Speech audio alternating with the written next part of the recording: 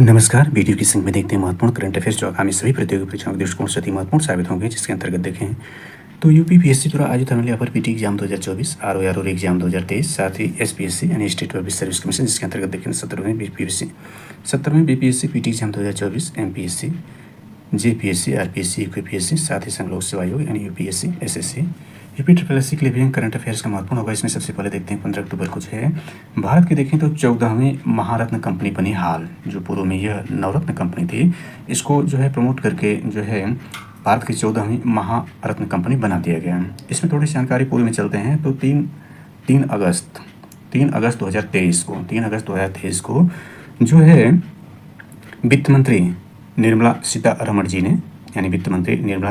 जी ने यानी दो कंपनियों को, एक तो जो ऑयल इंडिया लिमिटेड यानी ऑयल इंडिया लिमिटेड को क्या है देश की 13वीं महारत्न कंपनी बनाया, यानी ऑयल को जो है 13वीं महारत्न कंपनी बनाया। और अभी देखें तो 15 अक्टूबर 2024 को जो है हाल को देश की 14वीं महारत्न कंपनी बनाया। हाल जो अभी तक ये नवरत्न कंपनी थी। साथ ही में 3 अगस्त को ही जो है 14वीं नवरत्न कंपनी बनाया गया था, यानी 14वीं नवरत्न कंपनी किसको बनाया गया था तो ये वो थी ONGC विदेश लिमिटेड को 14वीं नवरत्न कंपनी बनाया गया था। तो चूंकि हाल अभी तक जो था नवरत्न कंपनी थी, तो इसको जो महारत्न का श्रेणी में आ गई, तो अब जो है नवरत्न कंपनियों की संख्या 13 रह गई है, जो कि 3 अगस्त 2023 को वित्त मंत्री निर्मला सीतारमण जी ने इसको बनाने की घोषणा की थी, दर्जा का अनुमोदन दिया था। तो इसमें थोड़ी जानकारी और ऐड कर लेते हैं। तो यह ध्यान दें कि इसमें जो है सबसे पहले इसमें नवरत्न कंपनियों के बारे में देख लेते हैं। तो नवरत्न कंपनियां जो इस सार्वजनिक उपक्रमों का एक विशिष्ट वर्ग है। इस धारणा का प्रारंभ 22 जुलाई 1997 यानी 22 जुलाई 1997 से जो है नवरत्न कंपनियों को जो है अनुमोदित करने या बनाने की परंपरा शुरू की गई 1997 से। इसके बाद देखें तो इसमें मिनी रत्न कंपनियाँ भी होती हैं। तो इस धारणा का प्रारंभ देखें 8 अक्टूबर 1997 से, यानी सबसे पहले कौन बनाया गया था, जुलाई में बना था तो नवरत्न कंपनियां। इसके बाद मिनी रत्न कंपनियां बनी थी 8 अक्टूबर 1997 की। इनकी 2 श्रेणियां बनाई गई, मिनी रत्न फर्स्ट और मिनी रत्न सेकंड बनाई गई। इसके बाद जो वर्तमान में हम चर्चा कर रहे हैं महारत्न कंपनी के बारे में, इसके देख लेते हैं। तो यह जो है यह नवरत्न की एक विशेष श्रेणी है, यानी जो महारत्न है ये नवरत्न कंपनी को ही प्रमोट करके बनाया जाता है, विशेष श्रेणी के तहत बनाया जाता है। इस धारणा का प्रारंभ देखें तो 4 फरवरी 2010 को, यानी बहुत लेटेस्ट में इसको बनाया गया। 4 फरवरी 2010 से महारत्न कंपनी बनाने या अनुमोदित करने की परंपरा शुरू की गई। तो कुल मिलाकर ये ध्यान देना है कि वर्तमान में देखें यानी आज देखें तो 17 अक्टूबर 2024 है। तो आज यानी आज तक देखें तो देश में 14 महारत्न कंपनियां हैं, 13 नवरत्न कंपनियां हैं और मिनी रत्न कंपनियों की श्रेणियाँ जो है वर्तमान में ज़्यादा है, अर्थात वह क्रमशः 60+ और मिनी रत्न सेकेंड जो है वह 10+ यानी इत्यादि इन सबों की श्रेणियाँ घटती बढ़ती रहती हैं। तो इन सबों के मानक क्या है इसमें नीचे हम देख लेते हैं। यानी महारत्न श्रेणी के लिए, यानी कोई कंपनी महारत्न यानी कोई जो कंपनी है वह महारत्न कब बनती है, अर्थात वह नवरत्न होगी तभी वो महारत्न की श्रेणी में आएगी। अर्थात कोई नवरत्न कंपनी महारत्न की श्रेणी में कब आती है, औसत वार्षिक टर्नओवर यानी साल भर का उसका टर्नओवर कितना 25,000 करोड़ रुपये से अधिक होना चाहिए, औसत वार्षिक शुद्ध मूल्य जो है 15,000 करोड़ से अधिक होना चाहिए और औसत वार्षिक शुद्ध लाभ पिछले 3 वर्षों में 5,000 करोड़ से अधिक होना चाहिए, तभी वो कंपनी जो है महारत्न कंपनी की श्रेणी में आती है। कहने का आशय हुआ कि ये कंपनियां जो हैं, यानी जो नवरत्न कंपनियां महारत्न जो कंपनियां होती हैं, ये कंपनियां 5,000 करोड़ रुपए तक का निवेश, यानी 5,000 करोड़ रुपए तक का जो निवेश है यह स्वविवेक से यानी अपने विवेक से कर सकती हैं। इसके लिए किसी की इजाज़त की आवश्यकता नहीं होती इन कंपनियों को 5,000 करोड़ तक का निवेश करने के लिए, तो इनके पास ये होता है। और नवरत्न कंपनियाँ देखें तो इनके पास जो होता है 1,000 करोड़ रुपए तक का निवेश ये कंपनियां नवरत्न जो होती हैं वो स्वविवेक से कर सकती हैं। क्रमशः देख लेते हैं कौन कौन सी कंपनियां जो हैं नवरत्न जो 14 नवरत्न नहीं बल्कि महारत्न की श्रेणी में जो 14 कंपनियां कौन कौन सी हैं। तो पहली जो देखें तो भेल है, यानी भारत हैवी इलेक्ट्रिक लिमिटेड, जिसकी स्थापना देखें फाउंडेशन 1964 में की गई थी। दूसरा देखें भारत पेट्रोलियम कॉर्पोरेशन लिमिटेड यानी BPCL है, इसकी जो स्थापना यानी BPCL जो फाउंडेशन हुआ था 1952 में। तीसरे देखें तो गैस इंडिया लिमिटेड यानी गेल है, 1984 में कंपनी बनी थी। इसके बाद कोल इंडिया लिमिटेड यानी CIL है। पाँचवां देखें तो हिंदुस्तान पेट्रोलियम कॉर्पोरेशन लिमिटेड यानी HPCL, जिसकी फाउंडेशन 1974 में किया गया था। इसके बाद छठवां steel authority of India limited यानी SAIL, जिसकी स्थापना 1954 की गई थी। इसके बाद राष्ट्रीय ताप बिजली निगम NTPC 1975 में जिसकी स्थापना थी। 8वां ग्रामीण विद्युतीकरण निगम लिमिटेड यानी रेक, जो कि 1969 में स्थापित कंपनी है। 9वां जो है पावर फाइनेंस कॉर्पोरेशन यानी PFC, जिसकी फाउंडेशन 1986 में किया गया था। यानी भी देखना, नौवां company power finance corporation PFC 1986 में स्थापित कंपनी है।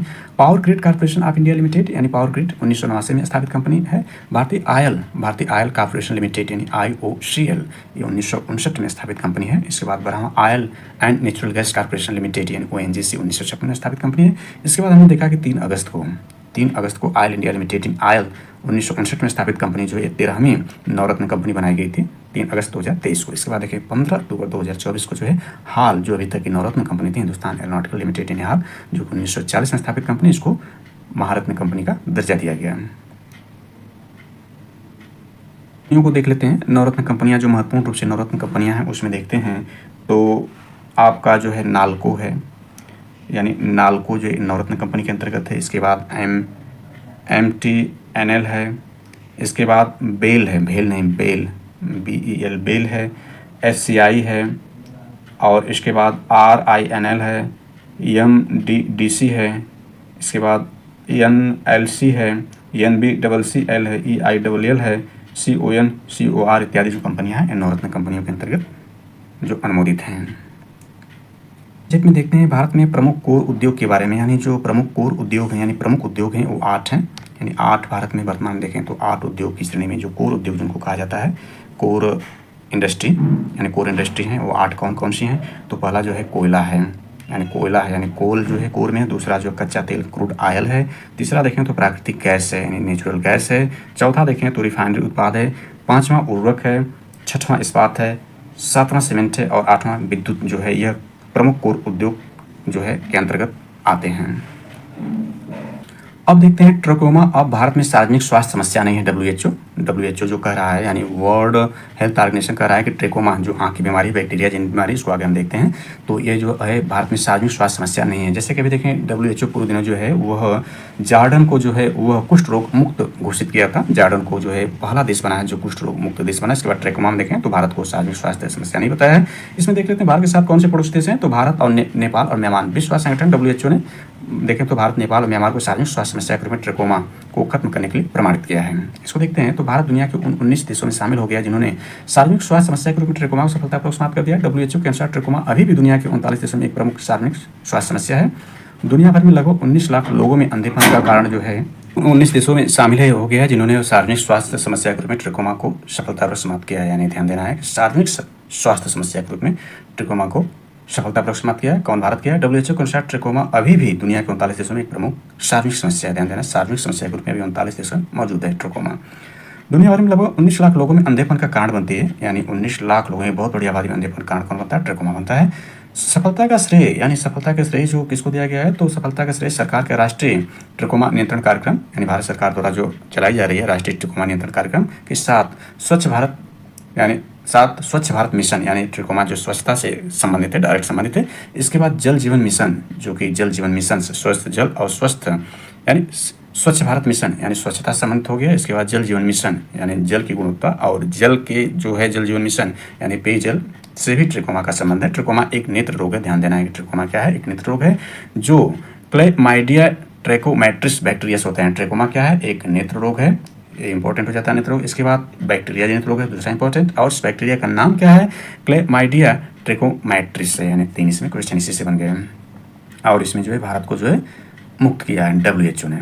और ध्यान देना है इसमें यह है कि एक अत्यधिक संक्रामक रोग, यानी संक्रामक रोग ही नहीं बल्कि अत्यधिक संक्रामक रोग है जो एक संक्रमित व्यक्ति से दूसरे व्यक्ति में फैलता है और अंधेपन का भी कारण यह है। तो यह कई रूप में है और एक बैक्टीरिया जनित रोग है।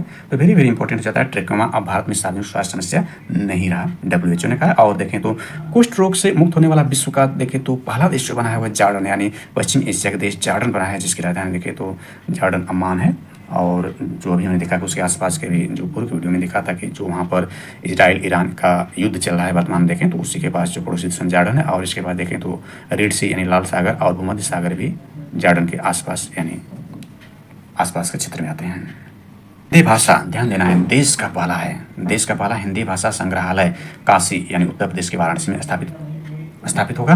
उत्तर प्रदेश सरकार ने काशी यानी वाराणसी में देश का पहला है, ध्यान देना है कि देश का पहला यानी अपने देश यानी भारत का पहला हिंदी साहित्य संग्रहालय, इसका नाम भी ध्यान रखना है कि हिंदी साहित्य संग्रहालय स्थापित करेगी।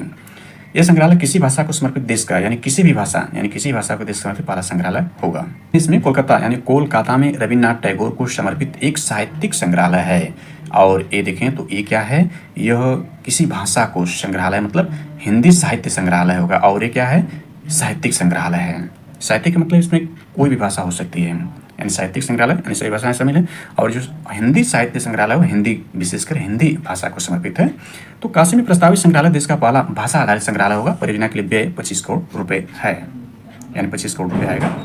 हिंदी साहित्यकारों यानी जो संग्रहालय बनेगा उन्हें प्रसिद्ध हिंदी साहित्यकारों की कृतियों के साथ साथ उनकी तस्वीरें भी लगेंगी, महत्वपूर्ण दस्तावेज लगाया जाएगा और संबंधित साहित्य भी उपलब्ध होगा, यानी संबंधित साहित्य वहाँ पर पढ़ने को मिलेगा।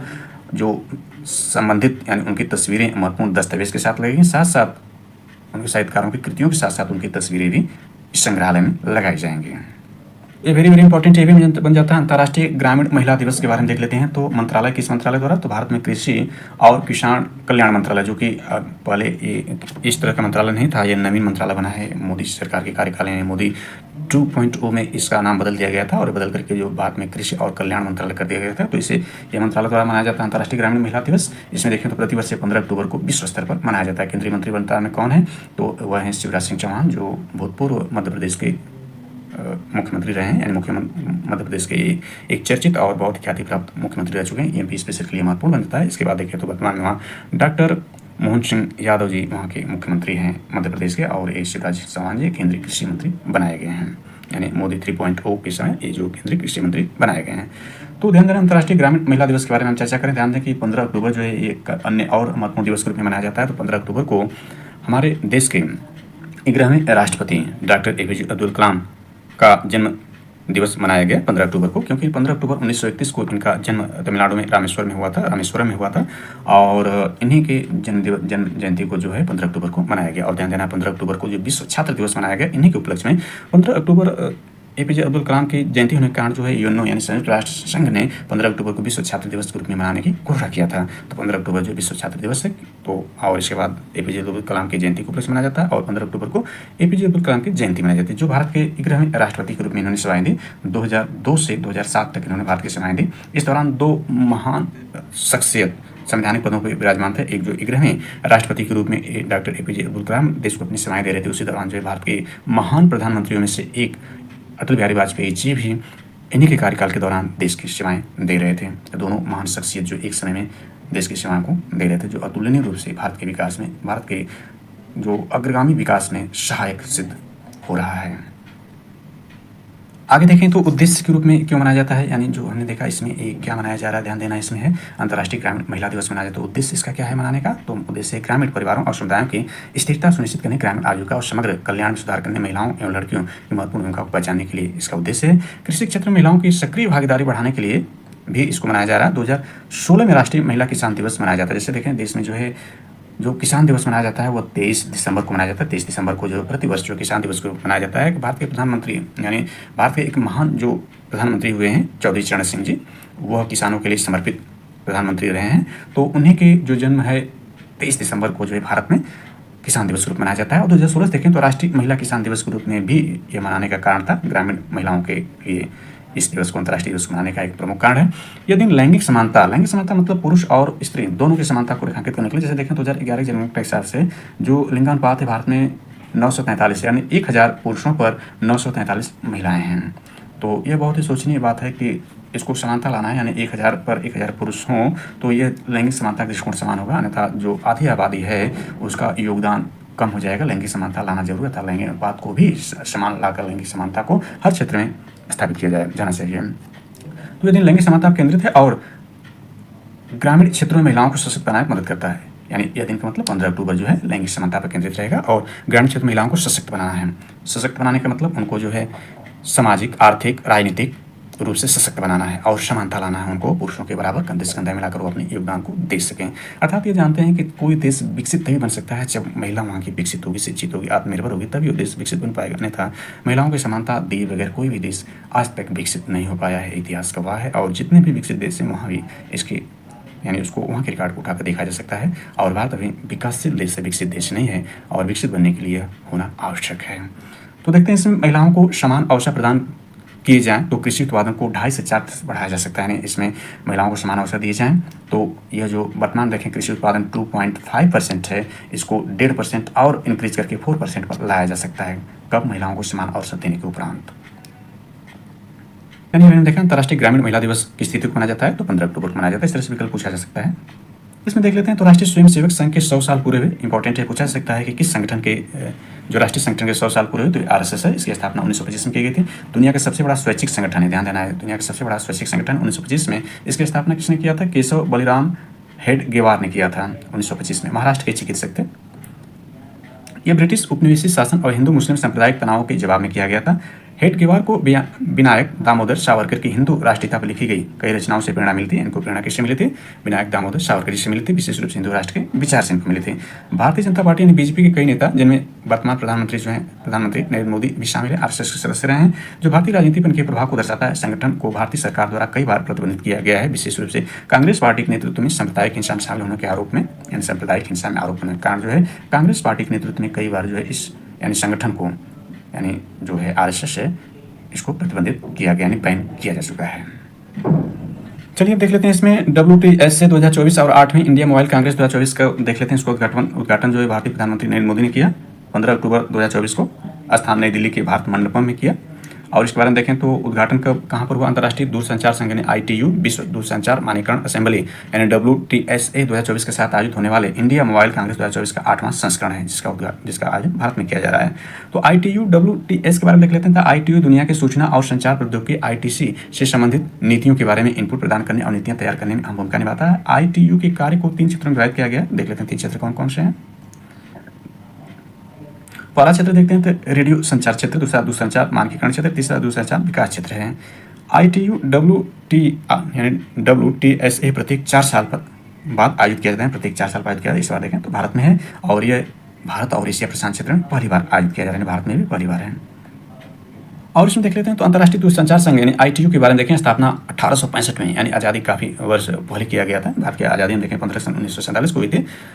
यानी अपना देश आज़ाद 15 अगस्त 1947 को आज़ाद हुआ था। तो उससे पहले ही बहुत पूर्व ही यानी देखें तो 1857 की जो क्रांति हुई थी उसके आसपास ही अंतर्राष्ट्रीय दूरसंचार संघ की स्थापना की गई थी। यानी उसके 8 साल बाद हम कह सकते हैं अंतर्राष्ट्रीय दूरसंचार संघ की स्थापना, दूरसंचार संघ ITU की स्थापना की गई थी। इसके बाद देखें 1948 में सूचना और संचार प्रौद्योगिकी यानी ITC के लिए संयुक्त राष्ट्र संघ की एजेंसी के रूप में बना दिया गया। यूएनए में इसका जोड़ दिया गया, 1948 में जोड़ दिया गया। इसके सदस्य सभी यूएनए के सदस्य देश 149 देश हैं। इसका मुख्यालय स्विट्जरलैंड के जिनेवा में। इसके वर्तमान महासचिव जो हैं डोरेन बोगडान मार्टिन हैं। अब इसमें देखते हैं तो 8वीं भारतीय मोबाइल कांग्रेस का आयोजन दूरसंचार विभाग, DOT केंद्रीय संचार मंत्रालय और cellular operator association of India यानी COAI द्वारा किया जा रहा है। पहली भारतीय मोबाइल कांग्रेस 2017 में किया गया था। इसके बाद वेरी वेरी इंपॉर्टेंट है कि 8वीं जो प्रेजेंट में चल रही है नई दिल्ली के भारत मंडपम में आयोजित की जा रही है। 8वीं इंडिया मोबाइल कांग्रेस का विषय जो है भविष्य अभी भी है। इसका थीम जो है भविष्य अभी भी है 8वीं इंडिया मोबाइल कांग्रेस का। ये वेरी वेरी इंपॉर्टेंट हो जाता है, जो कि देखें 15 से 18 अक्टूबर 2024 तक आयोजन इसका किया जा रहा है 8वीं इंडिया मोबाइल कांग्रेस का नई दिल्ली में के भारत मंडपम, जिसका उद्घाटन भारतीय प्रधानमंत्री नरेंद्र मोदी ने किया। आगे चलते हैं तो भारतीय मोबाइल कांग्रेस के बारे में देख लेते हैं। तो इंडिया मोबाइल कांग्रेस एशिया का सबसे बड़ा डिजिटल प्रौद्योगिकी मंच है जो दूरसंचार मीडिया प्रौद्योगिकी TMT और ITC के क्षेत्र में नवीनतम रुझानों पर चर्चा विचार विमर्श और प्रदर्शन करने के लिए उद्योग, सरकार, शिक्षा जगत और अन्य को एक साथ लाता है। तो इसमें देखें पहली बार ध्यान देना है कि पहली बार ITU यानी WTSA भारत और एशिया प्रशांत क्षेत्र में आयोजित किया जा रहा है, जो कि 15 अक्टूबर 2024 से आयोजित किया जा रहा है। ध्यान देना ITU जो है 15 से 24 अक्टूबर 2024 के बीच में आयोजित किया जा रहा है और इंडिया मोबाइल जो है वह 15 से 18 अक्टूबर 2024 के बीच में नई दिल्ली के भारत मंडपम में आयोजित किया जा रहा है। अब इसमें देख लेते हैं यूनिवर्सल पोस्टल यूनियन की 150वीं वर्षगांठ के बारे में देख लेते हैं। विश्व डाक दिवस यानी प्रत्येक वर्ष विश्व डाक दिवस कब मनाया जाता है? 9 अक्टूबर को मनाया जाता है। केंद्र सरकार के डाक विभाग से यूनिवर्सल पोस्टल यूनियन यानी UPU मनाया जाता है कि 150वीं वर्षगांठ के उपलक्ष्य में डाक टिकटों का सेट जारी किया। किसने? डाक विभाग ने। स्थापना 9 अक्टूबर 1874 को बर्न यानी स्विट्जरलैंड के बर्न में इसकी स्थापना की गई थी। भारत में वर्ष 1876 में UPU में शामिल हुआ, यानी भारत जो 2 वर्ष बाद इसमें शामिल हो गया इसकी स्थापना की। UPU में ने अंतर्राष्ट्रीय डाक नियमों को मानकीकृत करने तथा निर्बाध मेल नियमों को सुगम बनाने में महत्वपूर्ण भूमिका निभाई। अंतर्राष्ट्रीय टेलीग्राम यूनियन ये जो और भी पहले 1865 के गठन के बाद विश्व भर में दूसरा सबसे पुराना अंतर्राष्ट्रीय संगठन है। यानी जो देखें तो सबसे पुराना कौन है? अंतर्राष्ट्रीय टेलीग्राम यूनियन जो 1865 में गठित किया गया था। वर्ष 2024 में भारतीय डाक की स्थापना के 170 वर्ष पूरे हो गए। इसके बारे में देखते हैं। तो जो स्थापना की गई थी, यानी देखें इसकी स्थापना कब की गई थी, तो स्थापना 1854 में लॉर्ड डलहौजी के कार्यकाल में की गई। यानी उस तरह भारत जो ब्रिटिश भारत के कार्यकाल के अंतर्गत था, यानी उस वक्त भारत उपनिवेश था जिसमें ब्रिटिश का शासन चलता था। तो उस दौरान जो देखें तो लॉर्ड डलहौजी तो भारत का वायसराय था। इसी कार्यक्रम 1854 में जो है भारतीय डाक की स्थापना की गई थी, जिसके 170 वर्ष पूरे हो गए, यानी इस साल 2024 में। वर्ष 1852 भारत का पहला डाक टिकट सिंधे डाक जारी किया गया था। और देखें तो वर्ष 1854 में लॉर्ड डलहौजी कार्यकाल में बम्बई में, जो आज मुंबई है, में भारत के पहले डाकघर की स्थापना की गई थी। यानी लॉर्ड डलहौजी के कार्यकाल में ही 1854 में बम्बई में भारत के पहले डाकघर की स्थापना की गई थी। इसी दौरान देखें लॉर्ड डलहौजी कार्यकाल में भारत में पहली रेल चलाई गई थी, जो मुंबई में ही चलाई गई थी। और यहाँ देखें तो यानी बम्बई में भारत के पहले डाकघर की स्थापना 1854 लॉर्ड डलहौजी कार्यकाल में की गई थी।